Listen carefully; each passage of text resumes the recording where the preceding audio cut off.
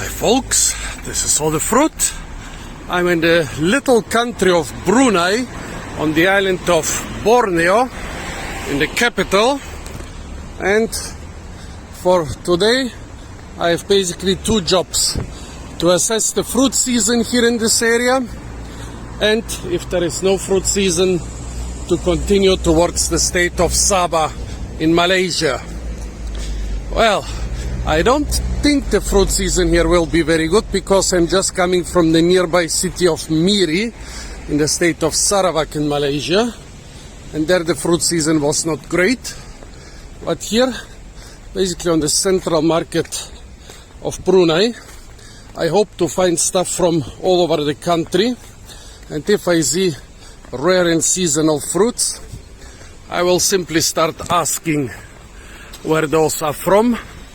And if somebody tells me there is a good fruit season somewhere around the small country, I might go there. A fruit stall, but the stuff doesn't look local.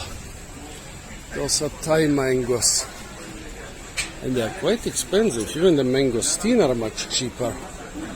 Mangosteen is a seasonal fruit, so those could be here from the area. Those are most probably from Thailand. Those could be from anywhere. Well, water apple and chigu are also a little bit seasonal. Pineapple not so much. The bright orange mandarins are from China. Well, those are local. Well, local means Southeast Asian, but still nothing really seasonal around here. Only veggies on this one. Bananas are not seasonal. Look at all the beautiful colors of the rice here. Black, red, white. I'm seeing this wine from time to time in the jungle. I would like to know what type of medicine it is. Coconuts are not seasonal, but I still would like to have one. Calamansi limes. Bananas, pineapple, papayas, nothing seasonal here. The only seasonal fruit I saw was the mangosteen, and one stall of mangosteen is not enough for a fruit season. Also, it seems to be, oh, is it Friday today? I think it's Friday. A lot of the stalls might be empty for that reason.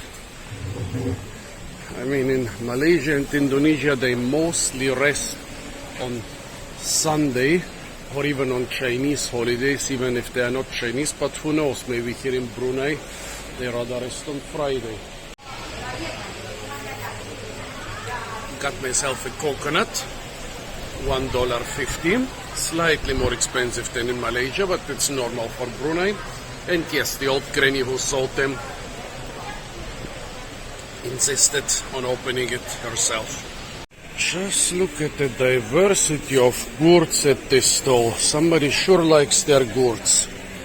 White and green bottle gourds, pumpkins, teasel gourds. I think this is, what is this, Tindora gourd or something? They should be red inside. Small bitter gourds, and it continues on the other side of the stall. Different type of bitter gourds, a third type of bitter gourds. Chayote gourds, rich gourds, snake gourds.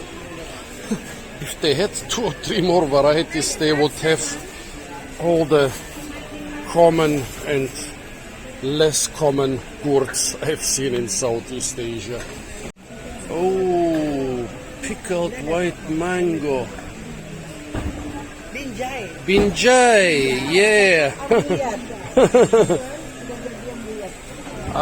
Yes. So I think Brunei is the first place I ever encountered white mango, and here they have pickled it. Their variety here is usually quite sour, so they need to pickle and sweeten it to kind of sweeten the deal. Terima kasih. So let's try the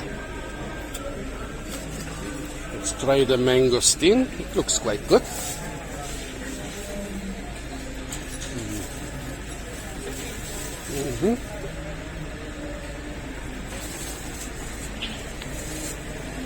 It's fresh enough. I think I'll have some mangosteen. Interesting. So there is a bus from Sarawak. Well, that doesn't help me much because I need the bus to Sabah, a different state. I'm just coming from Sarawak. Quite a long hitchhiking and local bus trip. Huh. Well, still let's ask them. Hello ladies, Kemana? Where does the bus go? Go to Miri, Pontianak. Ah, go to Miri. Yeah. What about Sabah? Sabah in Market Gadong. Market Gadong. Ah, okay. Terima kasih. And so the fun begins. There seems to be a bus to Sabah at some time, to some place in Sabah, starting at Gadong, which is not exactly the direction I want to hitchhike to. Of course, immediately there was a nice taxi driver trying to help me for a price, but let's see. Gadong is quite a central place. There should be buses, local buses going there. Here, by the way, in the estuaries of those tropical rivers, people harvest the nipa palm. Nipa palm leaves for weaving stuff. And here they still have the leaves together without separating them. Basically the butt. I think this is maybe for wrapping food and stuff. Those here will be probably for weaving some things. And of course the boatman also wants to help me for a price. Well, those are maybe used for wrapping food. They like to wrap rice and other things in nipa palm and many other leaves. And the driver, the boat driver, is really persistent. Those taxi and boat drivers are the only ones really eager to offer their services around here. Everybody else is quite relaxed. Ay boss, ada bus ke Gadong? Oh, Gadong sana. Ah? Gadong sana. Number? 01. Terima kasih. Number 01. Which? Let's see. It's not this one. What about 42 Southern Line?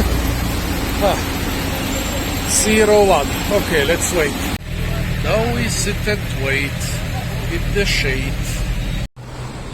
Yes, I could have done some online research, but this year is so much more fun.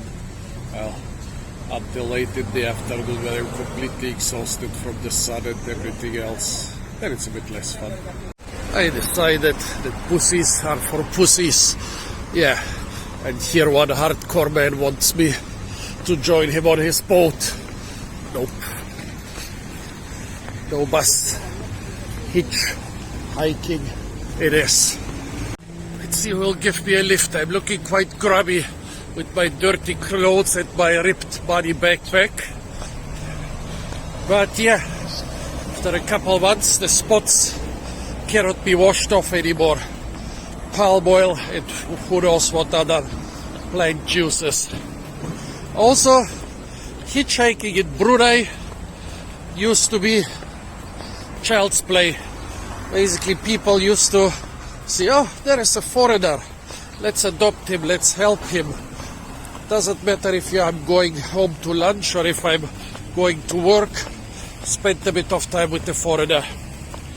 However, COVID and all the other corrected issues have hit Asian societies much stronger than the Western ones, I have the impression. So especially here in Brunei, where everybody was, well, it was really peaceful, no crime, no problems at all. Everybody giving you a lift. Now people are really scared. Last year I got 2 lifts by the Brunei army. This year I got a lift by the Brunei border guard, but not by private people. So, and even the army guys told me that the a bit scared because there are so many bandits around. If the army is scared of you, then you're either doing something very wrong or something very right. Singapore rhododendron, not only is it a beautiful ornamental, not only is it a very good medicinal plant, but it also has edible fruits, which are ripe on the higher branches, but not down here. What a pity. Let's do a bit hitchhiking. Problem is the bridge is 6-7 kilometers away. The big bridge to the other part of Brunei. Until then, it's urban areas. Very difficult for hitchhiking. They don't stop, but at least they are giving me the thumbs up. My loss is your gain, because here I find some beautiful plumeria trees. I think this is plumeria. They are very common on Muslim graveyards around here. Come on, give me a lift. It's hot. My backpack is heavy. What are those bottles in front of the graveyard? And it seems they are designated places for them, and the designated box to pay for them. Is it water for watering the flowers on the graves? I don't see flowers on the graves. Or is it something else? The colors of this liquid are stunning. More water and more piggy banks. Well, money containers. It seems to be something.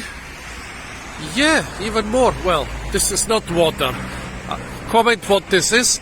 Well, it could be water from a black water river, in contrast to the probably brackish water around here. Comment if you know what water this is, which is being used on those Muslim cemeteries. Maybe I just don't look Western enough. Yeah, yesterday, a guy in Miri told me that they look Pakistani. Also, there is quite a peculiar, not a peculiar, there's kind of a racism in some countries. It's quite famous in places like China, where white Europeans are being regarded in a much nicer way than Africans or South Asians or Southeast Asians. So maybe if they think I'm Pakistani or something like that, I don't qualify for the white people treatment. It's just an idea. I don't know if it's true. Also, I guess that most of the bandits will not be European or American, but from other Asian countries. So, yeah, that's the problem, man. For some people, you are too white. For some people, you are just not white enough. That's the problem of us slightly cappuccino-colored ethnicities. Huge amounts of water. More water. Even more water. Over there, more water. Is it some type of tea? Some type of sacred tea you pour on the graves or something? It cannot be just black water. There are too many different colors for this. I think it should be some tea made from special herbs, which you are supposed to pour on the graves or something, because there are so many bottles, many hundreds of bottles. I cannot find a different solution. That's one reason nobody is giving you a lift in an urban area. 80-90% of the people who will stop here will not even go in the right direction. There is another big bridge ahead which I'm not intending to use, so I think I have to get past that bridge to have any chances. Did I mention a lot more bottles and more bottles and more bottles and even more bottles? Must have seen like 12 to 15 stalls of bottles next to this graveyard. Like pretty much all cities in Borneo, and yes, I'm hitchhiking.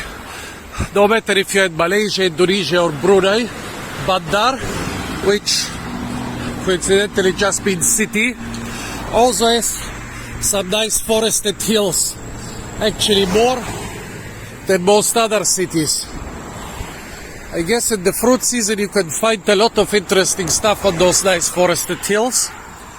Right now, could maybe find the blue hairy berries on this Melastomatacea, but not even they seem to be in season. But you never know. Fishtail palms, feral oil palms, liguala palms. Most of those are edible, not just the fruits, the whole palm cabbage. A mango tree, probably from a thrown away seed, but not in season. Here, by the way, on the other side of the river, Kampungayer, the biggest stilt village, the biggest water village in the world, which gained Bandar the nickname Venice of the East. However, so many Southeast Asian capitals and other cities have had this name.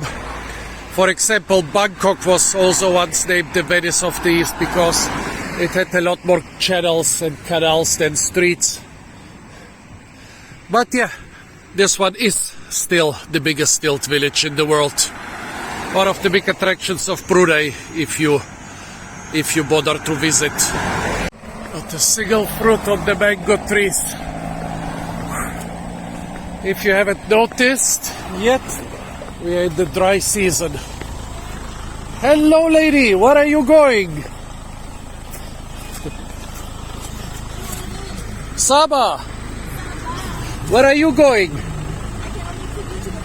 Oh, to the bridge is great, thank you so much.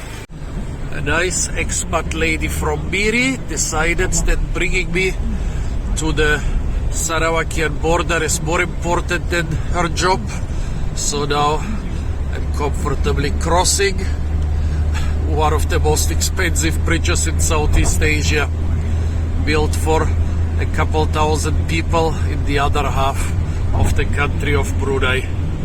In the peat swamp forest in the western part of Brunei, you can find a lot of monkeys and durians, but it seems the durian season is just over, and the monkeys, of course, it's a matter of luck. Also, this nice lady said she wants to bring me to the border, and she said if she had documents she would bring me even further. What did I tell you? People here in Borneo are incredibly nice, at least 99.9% of them. Arrived at the Brunei border, and now to the most important part. Sometimes I wanted to do for at least 6 years. See the big leaves behind the little hut? That's a Himalaya fig. I've never tasted them in Borneo. Now I will ask this nice guy here if I can. Hello sir, before I cross the border, I would like to see your beautiful tree over there. Your permission over there? Yes, I cross over there, but see this tree? I want to film this tree over there. You get permission over there. Permission for the tree? It's not your tree. Rule here. Sorry? Rule. No. I don't want to go over there. I want to see this. Permission first. I have to ask for the tree. Okay. I will ask for the tree. Okay. I've waited for 6 fucking years. And my permission to go and see this tree, which is just 2 meters from the road, was denied by the official Brunei border authorities. Those people are hardcore, man. It was not in season anyways, but it would have been nice. The fruits were green, but maybe I would have found a ripe one or two. Those figs are gigantic, and when properly ripe, they are filled with a sweet jelly.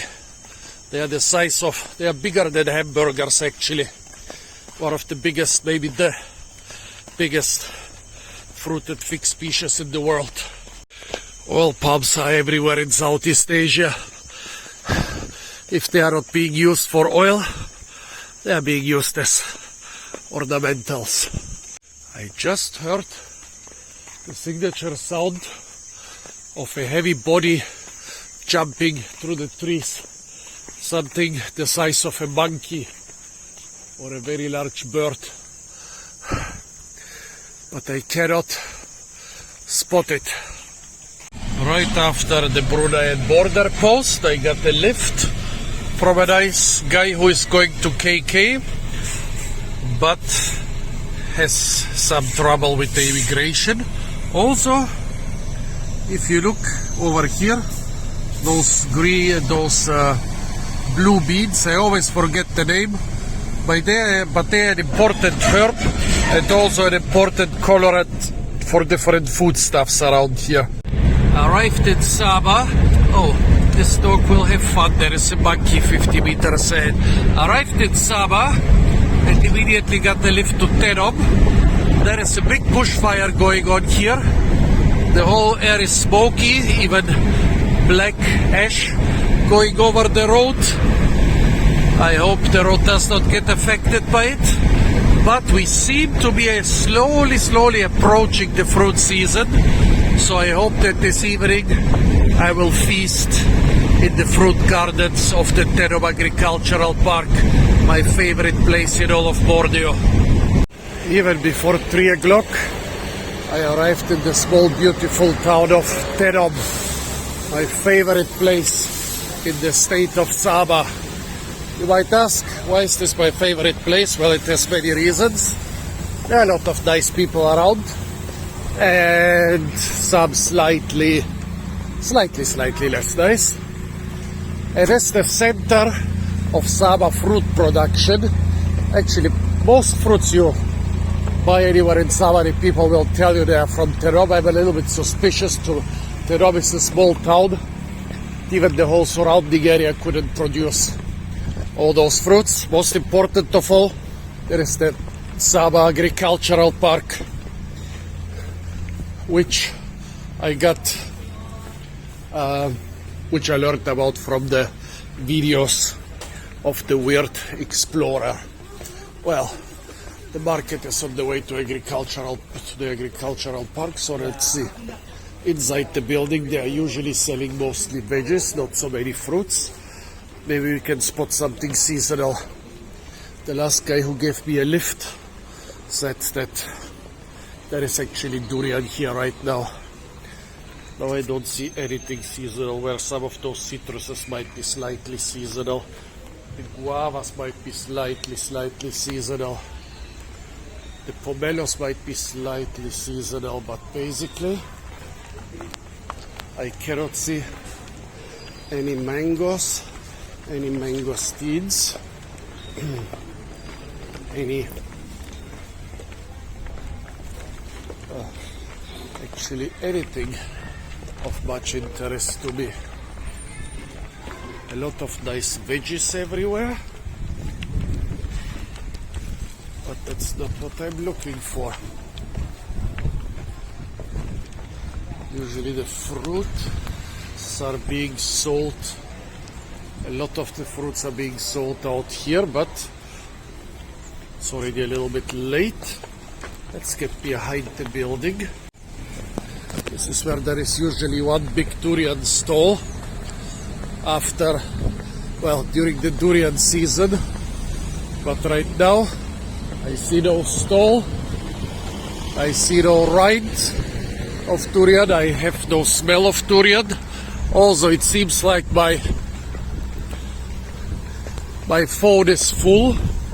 Not even sure if it's recording right now. But here, do you see the beautiful golden shower trees? This one has a couple flowers. They are really beautiful, but they are not what I'm after. What I'm after are they also quite beautiful, especially very tasty fruits. Those are being sold throughout large parts of Arabia for the sweet inside.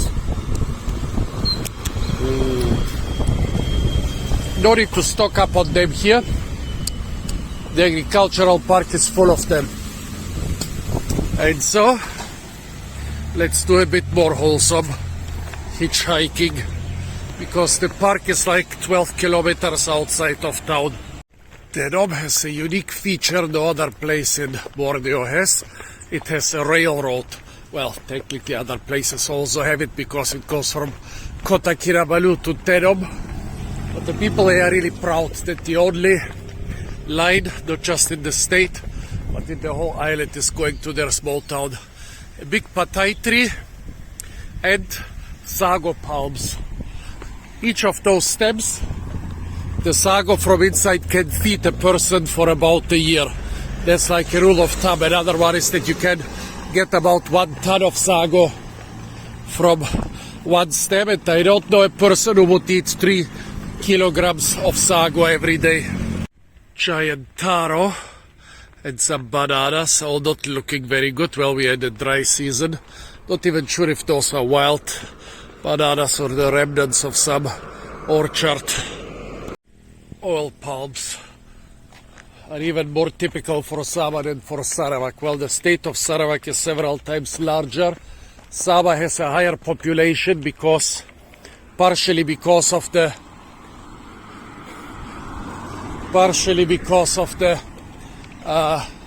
fertile volcanic soil in many parts of Sabah. But the fertile soil also means that more parts of the state are suitable for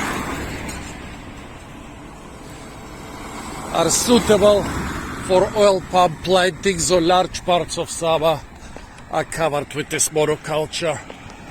Has nobody told them that their electricity lines are a little bit low?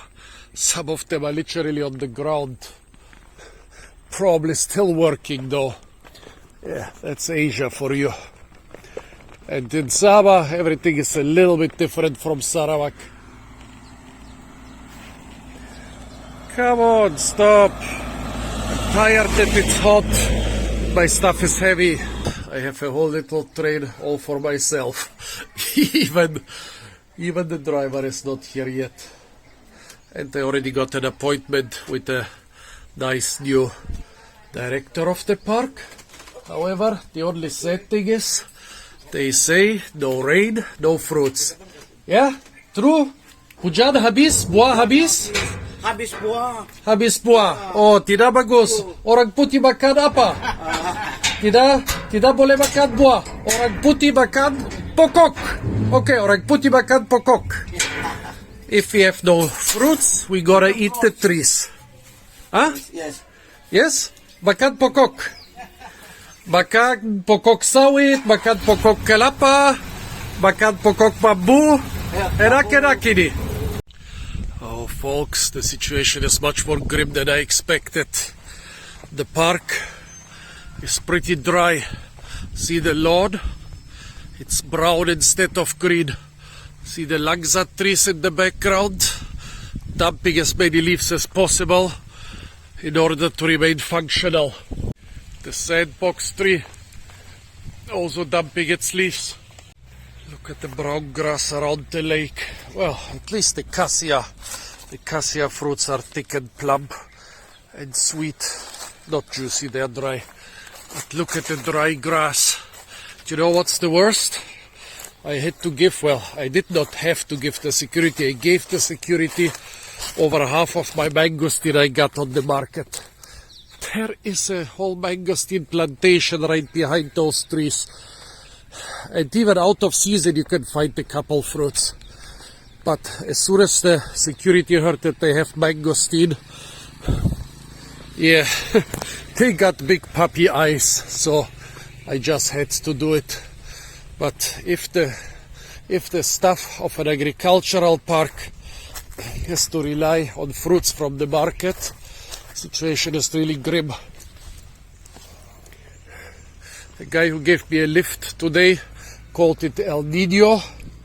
The locals here usually don't call it that, but it is kind of a pretty dry season. Look at how low the lakes are.